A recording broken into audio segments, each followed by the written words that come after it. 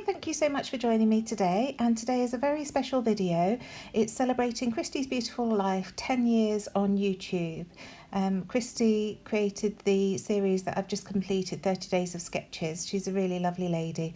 I appreciate everything she does for this community, and I'm thrilled to be joining in on her hop for celebrating 10 years on YouTube. So today I am scrapbooking a photo from this weekend of my daughter at a Halloween party. These are Lindy's Magicals that I'm adding to the page here, and the cut file that you will have seen at the beginning is one of Amelia's from Hey Little Magpie. It's a bat wreath, so fits in perfectly with the theme. And Christie just asked us to scrap something that makes us happy, and this photo really makes me happy. Amelia's had some struggles over the last couple of years, but she's coming through them now and really starting to enjoy socialising. She really enjoyed the party on Saturday, and it was really lovely to see that. So this photo is the result. So just putting these Lindy's Magicals down onto the page, and then I'll start building my photo cluster while they dry. So I started off with the goldish colour, but it seemed a bit too pale for me. I wanted to bring in some of this grey-black. So just adding some of the powder directly to the page because there's enough water on there to activate the powder. And these are fabulous. If you've never had a play with Lindy's Magicals, you really should give it a go. They're just a powder that you can activate with water, or you can mix into any mediums. So mix it into your texture paste or what have you to change the colour. And they have mica in them, so they have a slight shine, and they're just gorgeous. So that's the basis for my background. So just moving that to one side, and I'm going to start building my layers. First of all, I'm going to map the photo onto white card, and then onto the black card after that. And I'm just using the offcut of the black card that was inside the cut file. So using my double-sided tissue tape to stick the photo down onto the scrap white, and then I'll cut that out and then stick it down onto the black. And I'm going to distress the edges of each of the photo mats here.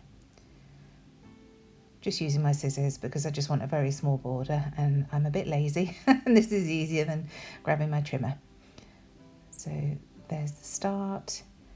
Like I say, just roughly distressing the edges with my Tim Holtz edge distresser, and then I'll add that onto the black cardstock.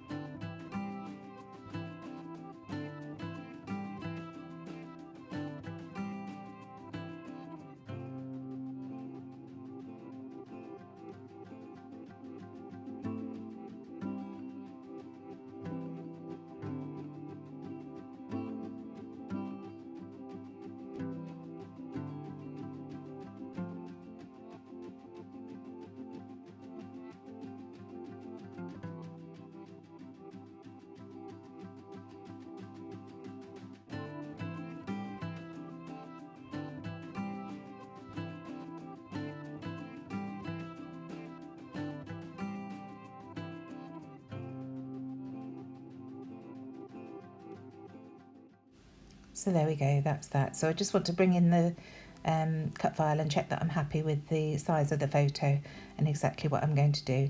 And then I'm just using these paper scraps. I was at a crop that the Flair Hat ran in Cheshire this weekend, and Adam was throwing his scraps away, and I was digging them out the bin and said I'm going to use those. So I created a layout for him using some of his scraps, and then I brought the rest of them home, and I shall carry on using them on my layouts on my pages. I don't like waste. So these are just the top strips from the Vicky Boutin print shop paper pad, and then this is just an offcut of green that he had. So I'm bringing that green in because one of the girls at the party was dressed as Mario, you can see in the right hand side of the photo. So I'm just bringing that green in to match, and Amelia went as Christian Bale from American Psycho. So she's got a black suit on and a red tie. She looked absolutely fabulous. So just playing about with these scraps, and my colour theme is going to be mainly black and white, and bringing in a bit of yellowy gold, some of the green, and then some of the red from Amelia's tie. So just trimming things down so that they're square and then building up the layers.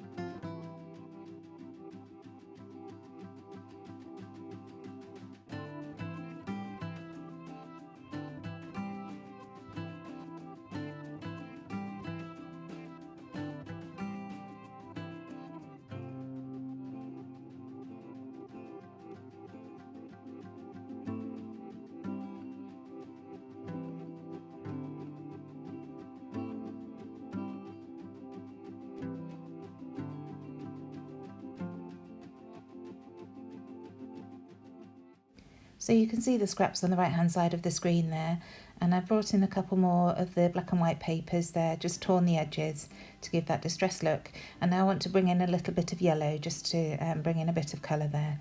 So just looking through to see what I can find, and I see this cut off strip, it is the branding strip at the end of one of the scraps, and that's perfect just to bring in that little bit of yellow to that left hand cluster, because we've got the green and I just want to bring in a bit of the gold. So again, distressing the edges, and then that'll tuck in neatly behind that polka dot piece,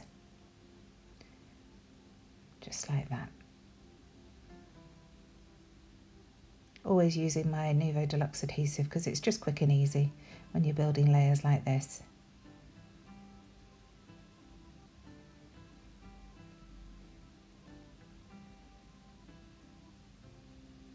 And now bringing in a flare badge. This is from the flare hat. The green matches really nicely with those other greens, and then I'm going to punch some other circles to cluster around it. I've got my hole reinforcer punch from We Are Memory Keepers, and I shall create some of these circles to scatter around the page. So just punching out. I think I'm going to use this dark green, but in fact it's red on the reverse, so those actually get turned over and I use them on the reverse. Then I find this camera paper that was another scrap that Adam had binned, so cutting one of the cameras out to use as an icon in that little cluster there on the left hand side.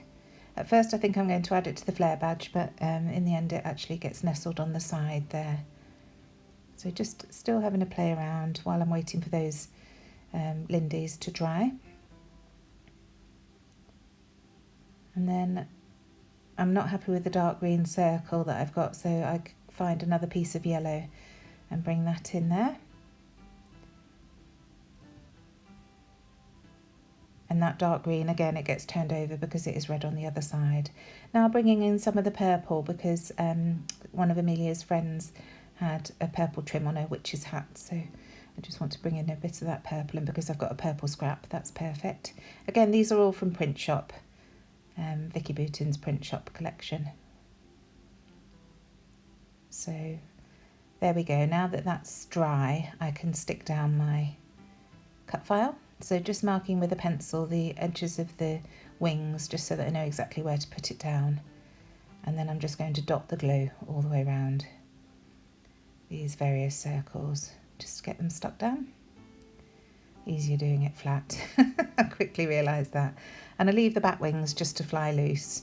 I'm not bothered about getting everything stuck down, but it's just important to get a bit of glue on each of these circles so that they do stick to the page. So now that's done, I shall carefully position it, getting those bats back to where they were, and then just letting it flop down and rubbing out the pencil marks just so that they don't show. And the outer ring doesn't quite sit right at first, so I just lift that up again and let it flop down to its natural position, and that looks much better. Because they're so thin, some of these strips, it's easy for them to get tangled when you're putting them down on your page. But if you just let gravity work, then they find their way. So now I can actually start building this cluster on the page. So using my T ruler just to make sure that everything's square. And then I shall start gluing things down, starting with this bottom strip here first. And then everything can be built on top of that.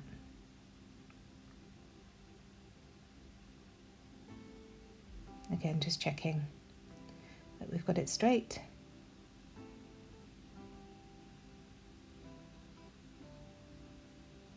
And then I shall glue that photo down.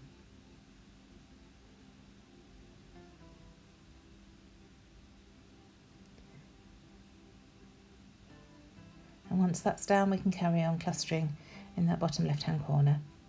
Just using my punch to weigh down the photo because the card's a tiny bit warped from the mixed media. It does dry out. It's almost flat now. I've got it next to me.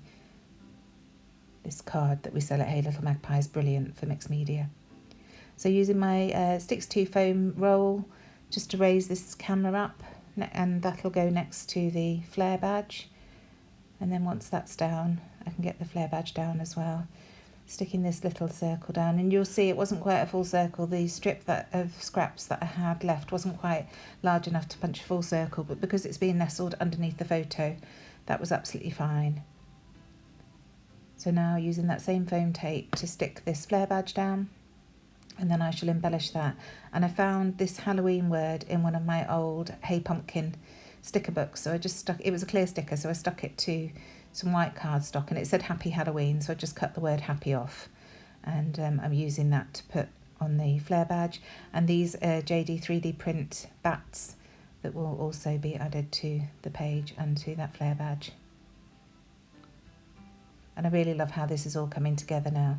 Now that foam wasn't deep enough to stand the edge of the word up from the layout, so I had to add another layer of foam there. And then just using my Nuvo to stick the word down onto the flare, and also stick that bat down onto the flare. So just adding a couple more bats around.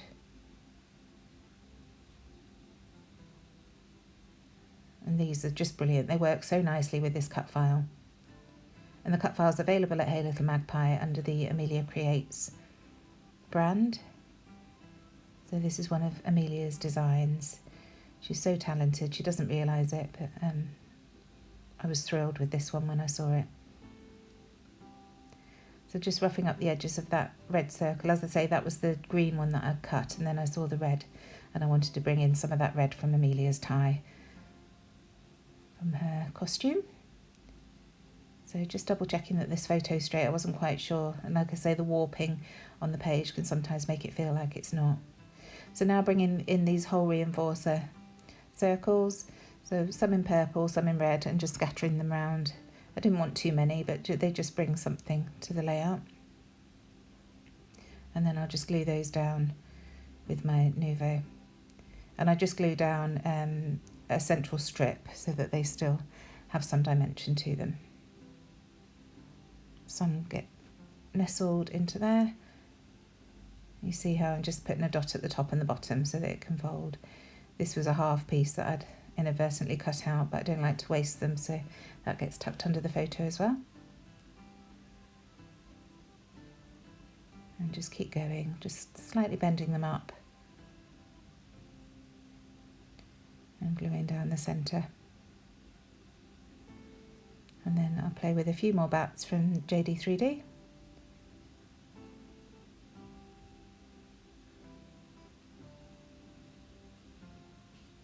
Just adding them to and around the wreath.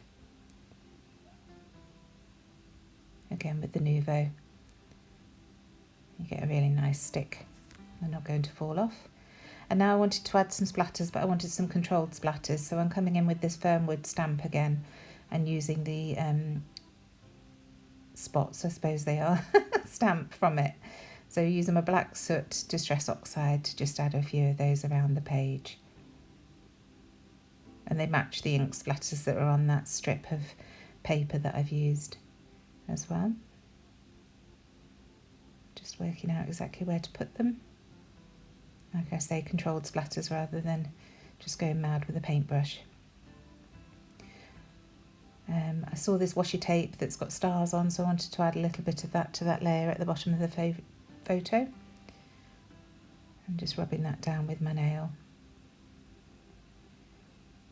And then I'm going to add my journaling, and my journaling's going around the bottom of the cut file there. And then a tab at the top in the purple paper just to add the date.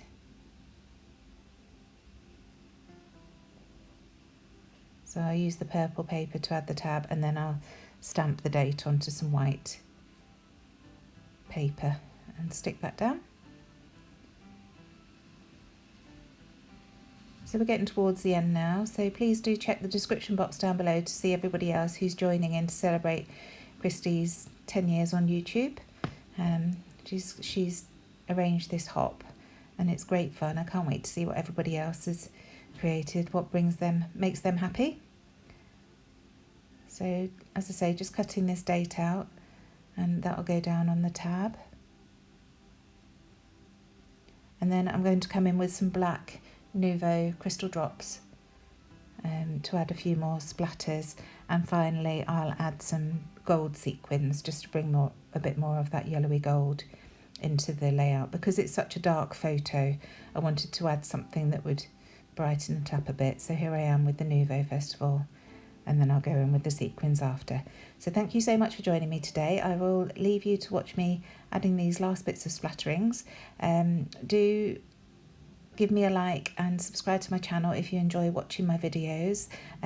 Leave me a comment if you have any questions at all. I'd love to hear from you in the comments box, and I'll get back to you as soon as I can.